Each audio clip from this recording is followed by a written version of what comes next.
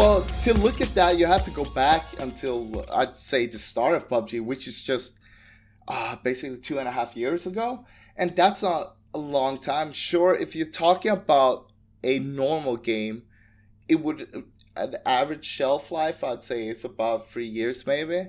Uh, but I feel like once you add esport into it and it gets serious, it adds a lot more years. Like basically, there's no limit to it.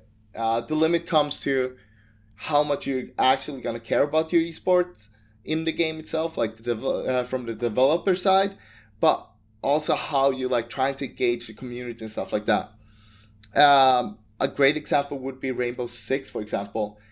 They had a really rough time after they released the game. It was pretty much dead. Then they revitalized it. They did a lot of changes, and if you look at it now, it's becoming bigger and bigger in terms of esport. And with help of esport, you can also grow the game itself.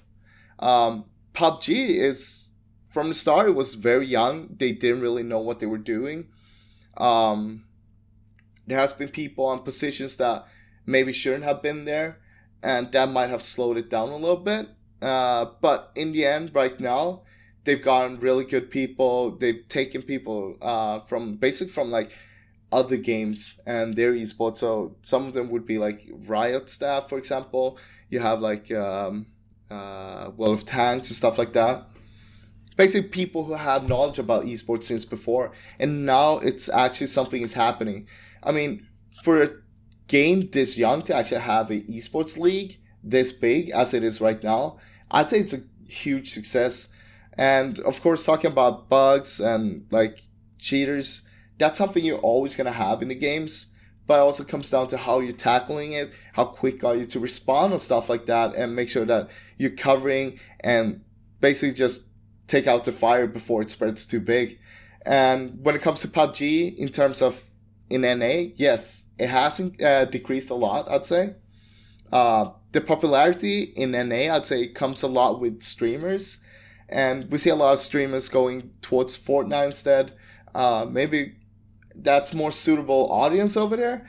But you still have really good players, really good teams. You have really good dedicated fans over in NA still that basically burns and like they live PUBG. And that's so great to see, even for a region that is a little bit smaller, but hey, it doesn't matter. In the end, if you're the best one there, you get to compete against the best ones in Europe, in Asia, like everywhere. And that's what it's all about, right? Everybody's all about the PUBG Classics, which is like the world events. And of course, the upcoming PGC, which is PUBG Global Championship.